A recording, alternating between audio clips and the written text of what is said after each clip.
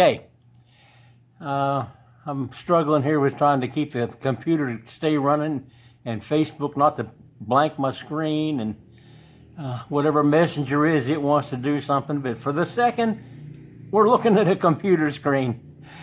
I've tried to level the camera. I realize it's crooked as the devil, but everything I move makes it worse. So believe it or not, this was 45 degrees. Now we got this. Okay, this video is going to be titled, What We Buried Under the House, and we don't mean septic lines.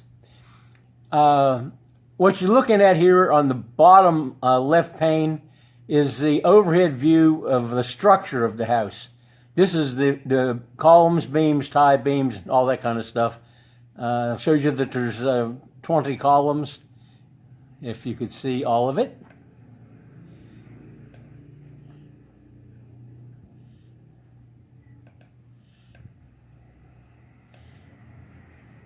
Oh, there we go. Okay, there's 20 columns in this house, and each of them has a pretty much identical rebar configuration, except for the stirrups are different between this outer ring and inner ring. Now, if we go a little closer to a stirrup,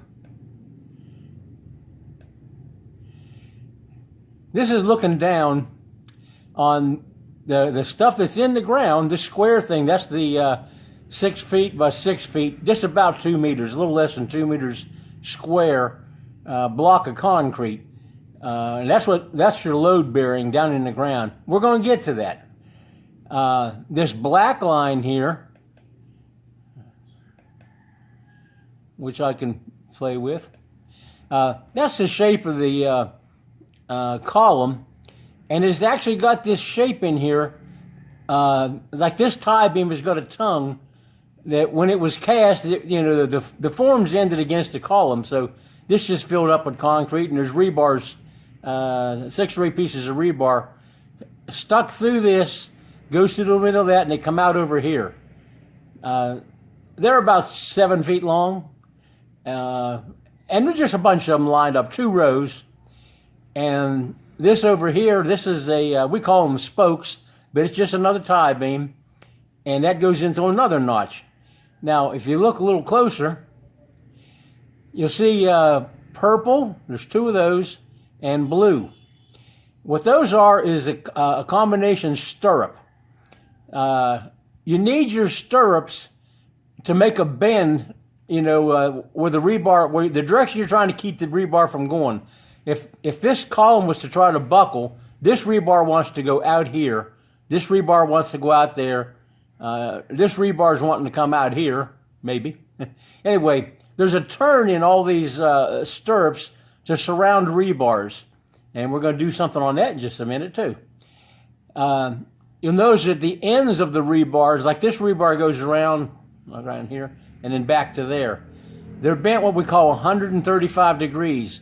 If you bent them 90 degrees, they would be pointing straight down. And you see a lot of square and rectangular stirrups where the tails just follow right over top of the thing leaving.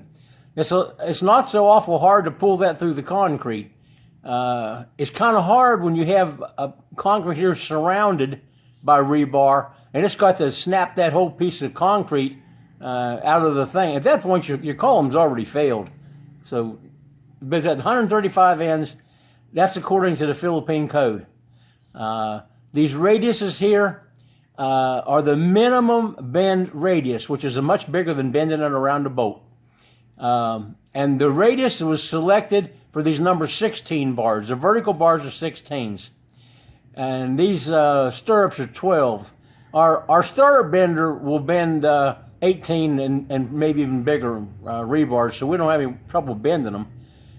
And these are made in a jig plate, and we just have spools welded on it. We call it stirrup bender. It'll be in the video someplace, probably every time somebody walks near the thing, they take a picture of it. But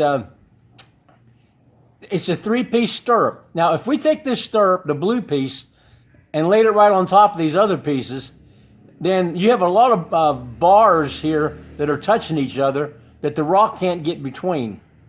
So you really, if these purple bars once you get away from the ends, you know, where they're full spacing, they're like 12 inches apart, which is the minimum standard is the narrow dimension of the column, which would be from here to here, and dimension aligned. Oh, this is not the scale. Oh, sorry about that. I think it's 28 inches by 35 inches, or maybe it's 32 by 32 by 35. So we could have our stirrups and be within code if we made them like 30 inches apart, but they're 12 inches apart. And once you get out away from the closer spaced end ones, then this blue one would be half the distance between the two purple ones on layers that follow each other. So it would be, for us, it would be purple, 6 inches higher as the blue, and then down at the same height as the other purple would be the other half of it.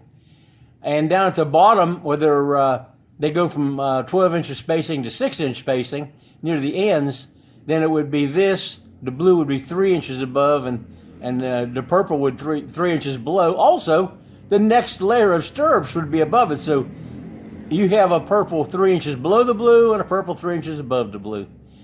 I don't know how many stirrups is in the columns. Never counted them. Well, there's about 18 feet of column, be 20 stirrups, thereabouts. Let's go here where we got, this is the basis of a building permit drawing. So we have a free drawing to mess with here. Let's see, get a little closer. Maybe you can see this is the blue is this blue. That's a 3D shape. This is the external concrete. If I made it a non-solid, if I made it wireframe like this one over here, then you'd be able to see all a bunch of bars and stirrups in there. But it obliterates the drawing, so we're going to leave it like it is. I get to choose, you know. It's my attempt to explain this. And it looks like this inner black rebar is hanging off the end, but that's because it's at a different height. This one shown here would be farther down, and that would put it just the shape we looked at a little while ago. Now, what's buried in the ground? We're going to get to the topic. I know we don't do that often, but we're going to do it this time. This 3-inch thing down here at the bottom, that pad, that's not structural. What it is we don't build on disturbed ground. We don't try to compact ground with plate compactors and then put rock on it and try to beat the rock into submission. What we do is we dig down and then we get it level. Well, just a carpenter's level. Whatever the size of the thing is, we get it level as we can. It may have some grade to it, but we can't do anything about it other than keep on shoveling, and the whole thing just gets deeper in the ground. So what we decided to do here, since this was the first thing we actually did, was dig these holes. After we got the permit, of course, you have to have that, or they'll make you fill them in and start again. We poured a 3 inches minimum to whatever it takes to make them all the same height at the top with a surveyor's transit. You can use a water tube level. You can level a string across the ground and measure straight down off the string. There's a lot of ways you can find out what the height of that pad is. We use a transit just because we had one, and we trained the people how to use it. We spent a half afternoon of transit practice. And on that day, any one of them could use it. And since that day, we have to give them a little remedial instruction on half of them because they have never really had any occasion to use it. Anyway, this pad, the purpose of the pad is so that those red bars, which are the uprights for the column, have a common base, a flat base to sit on. Because that column was made in a jig. The jig was, a thing looks like a shipping pallet covered in plywood. And it had holes drilled from one side right through to the other side. And these red bars get pushed into that thing with it standing on edge. The yellow thing would be standing upright. Those go through there, and you put your first set of stirrups on, and they're lined up by another piece of phenolic board. And in those days, it was plywood. We didn't know about phenolic board, and it's got the exact locations of all those 18 rods that are in this column. So that lets you get the first base of it. All the pieces here, they're equally spaced. They may not look it on this drawing, but they actually are equally spaced around there. And we set the depth of them by just looking at them where they stick out the back. And you put a stirrup set down there, and then you tap the stirrup or tap the rod until the rods are all flush with the back side of that pallet looking thing. Shipping pallet is what it looks like. And then you can slide on a whole bunch of stirrups with your hole pattern moved out, and just keep the hole pattern ahead of where you are, and you go from one end to the other and just keep adding stirrups. And if they got heavy and you didn't put them all up there, you slide that guide place off the end, put some more stirrups, put it back, and keep on going. So all our columns are tied in the same jig, because some of them are turned inside and some of them are turned outside, but they're basically the same rebar on everything. But the piece in the ground is not required by code or anything else. It was a choice. We could have done it with gravel, as they do around here. But the gravel has to be pounded with a tree stump, or I don't know if you could get a plate compactor down in that hole and work it and stand in it. This is showed 2 meters by 2 meters, but the hole is more like 2 meters by 3.5. So in our case, you could have probably got it in there. But it's heavy, it's 300 pounds. You could have got it down in there and used it. With the guy and the handles and stuff having to turn around and do this, you could have done it. But the thing with gravel is if you pour concrete on gravel, the water and the cement can fit right down through that gravel, and there goes a lot of your cement. You talk about cement ratios in concrete. You're letting 10 or 15% of your cement get out of the pour. The bottom of where you need the strength, it just went into the gravel. If you're pouring a floor, that's 15% probably the whole depth of the floor. So it carries it right down into the gravel, and you lose it. It's trying to make concrete out of that gravel. And if we have some kinds of soil that actually will perk, they don't here. Ours doesn't anyway. I don't know what we can do, how to drain a septic tank that way. Anyway, what we do is we use polyethylene. It only has to be strong enough that the concrete won't perforate it from its weight. All you're trying to do is stop the water from going into the concrete, going into the gravel. So we have one layer of either 4 or 6. We try to use 6. If we got 4, we use 2 sheets of it. Those cover the entire hole, which was much bigger than our pads, because we hired the town backhoe, and we just had him get some dirt out of the way.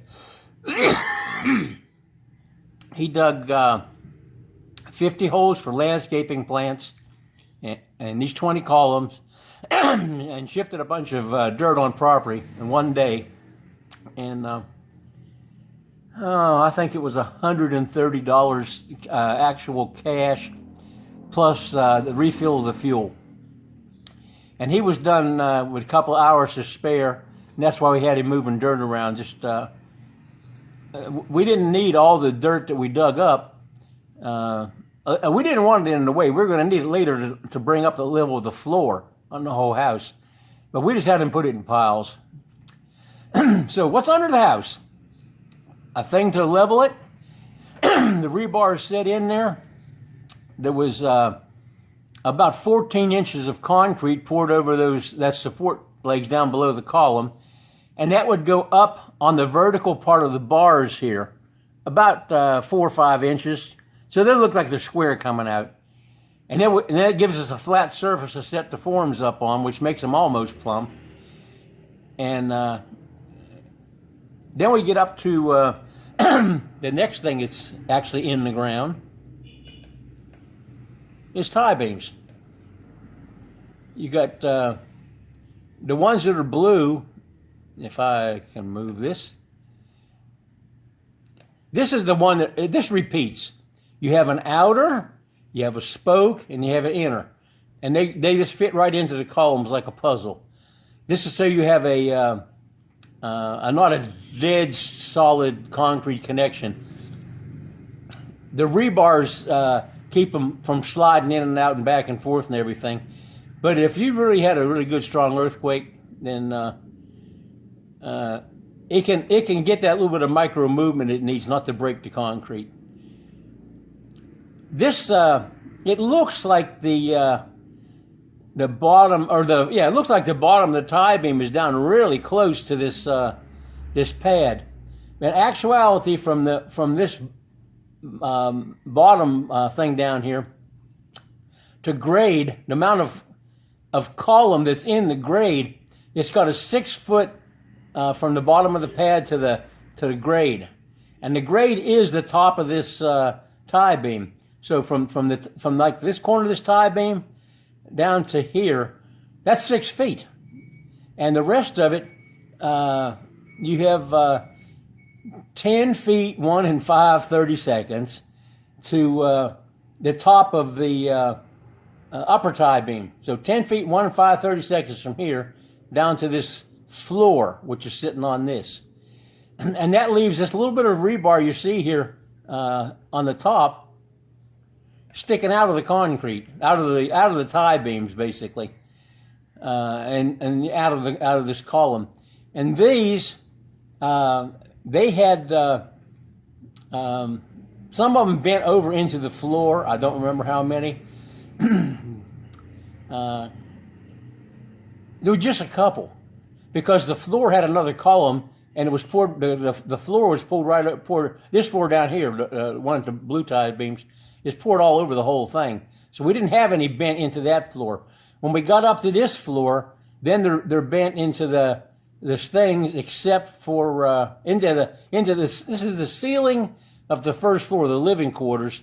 Second level, there's another set of columns goes up. So after the second level, there's 6 bars that we didn't need to bend down into the floor, and they're just put up so we can make an addition later. But these ones here that came up from the grade and wherever they ended here, there's an additional bar running up another, I don't know, I think we were 20 feet, and then we cut some off of them.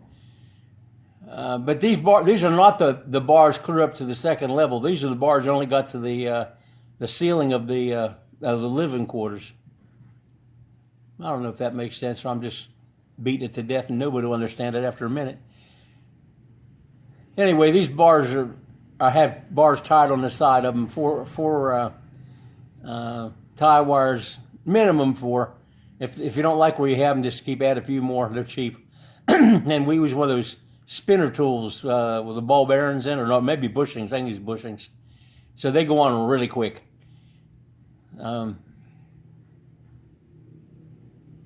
Well, we're talking this part of things. Not that one. It'll turn it into all kinds of ugly things. I took the liberty of adding a dab on this drawing. This would be if you were doing a rectangular column. You don't do this with beams. You do this only with, well, in my opinion, of course, it's my opinion. I only do this on columns because the load on a column, it's like if you had a stack of marshmallows and you put your thumb on the top one and push them down, they'll all bulge out into like barrel shape. The centers will be bigger than the surfaces, so it'll look like little barrels stacked up. That's because the column is trying to squish down and basically blow out to the sides. The concrete, or the weight, the marshmallow, whatever, it's got to go out. And so to restrain it going out, that's what the diamond bar does. It catches those mid-span bars. If you had 2 bars here, and two bars up there, wherever. Usually 2 bars up here and 1 there. But if he had 2 bars up there, this wouldn't really be a diamond. It would be pointed around the two when there's only 1 bar on his face. Up here, it would go around both of them and down. It's shaped. The shape is designed to make a turn around every rebar so the rebars can't blow straight out. The reason that columns tend to do that, their mode of failure is called buckling. They try to spring to one side. I mean, you don't think of concrete as being bendy, but you put enough weight on it, before it crushes, it's going to start to bend out on one side. And generally, it'll stretch one side of failure, and then the whole thing goes away. But you have a buckling failure in a vertical column that's loaded on the end. A beam, which this would be turned the wrong way for a beam. The tall dimension goes up on a beam. Needed wider, you make a wider beam. But that one, the failure is loaded on one side. It's not loaded on the end. It's loaded on the side, pressing down over the length of the beam. Whatever you have sitting on top of it, whether it's floor, other structure, or whatever, it's trying to bend it on that long and the wide dimension. The bottom trying to get longer, top's trying to get pushed shorter, and that's why you use sometimes more stirrups on a beam, and you may put like I have places where I have on the bottom down here, I'll have 6 bars. The top I only have 4. Because if you have a seismic event, the real weight of the house and stuff is trying to stretch the bottom of those beams. That's where you need your steel. If you're not going to put it everywhere, make sure you got some there. The top, it's got a floor slab that's really enforced. I mean, there's the first floor is like 9 inches, about 9 by 9 grid of number. I think they're number 12s. They're no smaller than 12s. They're 12s or 16s. There was a lot of overkill that first build session, so they're probably 16s. But I can look because I have some places where we have accesses and the bars are still across it, so I can look at sometime this week. And then I know they're 12 on the next floor. Next floor is a suspended slab, so rather than being like 9 by 9, they're like 7 by 7. And rather than going perpendicular to the wall and parallel to the walls, they're at 45 to the walls. Reason being, we poured our house in sections like they do in the Philippines. They pour one room at a time because you're hand mixing this stuff, and we haven't got a pump. And plus, you'd have to form the entire floor from one side to the other to make it a monolithic pour. And because we have 560 bars coming from down below through this floor slab, 562 bars, I believe it is, that keeps it from sliding around very much. And the seams are dead center on the beams, so the next wall or something would be covering the joint up. They don't show. And we have a 7-inch wide ledge for it to sit on because the beams are 14-inch wide of concrete. But if you look at it, half of your bars going across from one side to the other, and the other going lengthwise, you're parallel to it. Across those seams where your one pour makes the next pour, only half of the bars pass through that parting line. The other half are parallel to it. They're doing absolutely nothing to keep those two pieces of concrete in contact. Only half your bars are working. So what we did is, our house is odd shape. We followed my principle of how to do it, but it varies a little bit because the walls keep changing direction. We started with a diagonal across the house that wasn't exactly 45 to the room we were working on, but in no case did it get more than 20 or 30 degrees off of the 45. I don't have a drawing, but most people are going to build a house that's got rectangular rooms and rectangular slabs and all that. So you can start at 45, run across till you run out of building over there. You take the piece that's left, you carry it back to where you started from, and it's the next row. And what that does is because they're constantly getting a longer piece cut off or whatever, and because it's not even bars, you're going to get differences. and it's going to maybe be 6 or 8 inches longer every time. That way you don't have a row of seams across your floor of rebar that are in a line. I don't know if that makes sense. You can still draw a line across the ends of the rebars and have a straight line. We mix it up about every 3rd or 4th bar. We cut one in half and start with a half a bar. And our minimum overlaps are 16 inches. That's so we can have a common number through everything. If we were using 1 inch, like 25 millimeter bars, we would need more. It's 16 bar diameters is your minimum lap. So if you had a half-inch, nominal half-inch, that we call 12 millimeter, which is a good bit less, half of, oh golly, 23 times half, 11 3/4 of overlap on that size bar. But since we were talking on floors and stuff, never more than a 16, we just elected to make it 16 inches. It's too much for some. It's not too little on any of them. If we go to some kind of odd thing like a huge bar, we'll calculate it and we'll do it what it's supposed to be. But it gives them a place you can look at and say that's less than 16 inches. Change it. And when you're doing these overlaps, that also helps shift the bars, but it avoids having crack lines. Places that have more or less reinforcing than places near it. Anyway, if you're doing rectangles, your bars going one way will be 45 to the walls, and every one of them in the building will be because it's rectangular. And then you put the bars that are 92 that they're 45 degrees the other way from being parallel to the concrete. So every one of the bars that crosses from one room to the next goes through at a 45 at the joint line of the concrete. And that's all of your bars in play, keeping the slabs from separating. Now, people say, well, that when you calculate your stresses on the floor to calculate your bars are longer. They're not.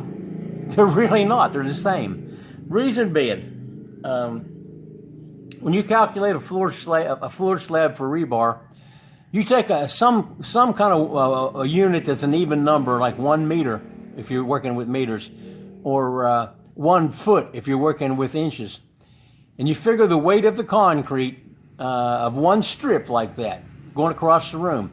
Half of your weight is carried on the ends, and the other half is figured to be all in the center of the floor, the strip of floor that you're calculating. That's sort of a worst case scenario because it's a distributed load across the entire floor, which is basically you're calculating a thin beam. So you take all that weight times half the inside dimension of the wall, and that makes a torque or a moment. We call them moments, but it's really just torque. And you have to counter that with the steel. It's trying to stretch the concrete by that load. So if you had 200,000 pounds, foot-pounds rather, or whatever, inch-pounds, then how many square inches of steel at 60,000 pounds per square inch does it take? How much steel to keep that strip from breaking? Well, you calculate all that. How many bars times their nominal area do you have to have in 1 foot? And that's what that determines your spacing. And you try it with different bar diameters, so where the spacing works out better across your room, or you get more of the little grippy things on the rebar in contact with the cement, which is always good. You're buying it by the pound, so it doesn't. It affects how strong the concrete is, and there we go. And how long it takes to tie it, things like that, and how complicated it gets sometimes. But when you're doing this, you realize you're only calculating the bars for the short span. If it's a rectangle, you do it across the short width. You never do the long length. You calculate the short one. Now, that's because none of the other bars normally are doing anything to support that slab. So you can only use the bars in one direction. Textbooks will tell you, nobody believes it, but they tell you, you only have to brace a concrete slab in one direction. A few bars the other way to keep them from being moved when you pour the concrete is basically all they're doing. Or if you get a crack, it keeps the two ends together. But you've calculated it for the short width. Now, the way I think of it, it's just a personal way of getting your head around it.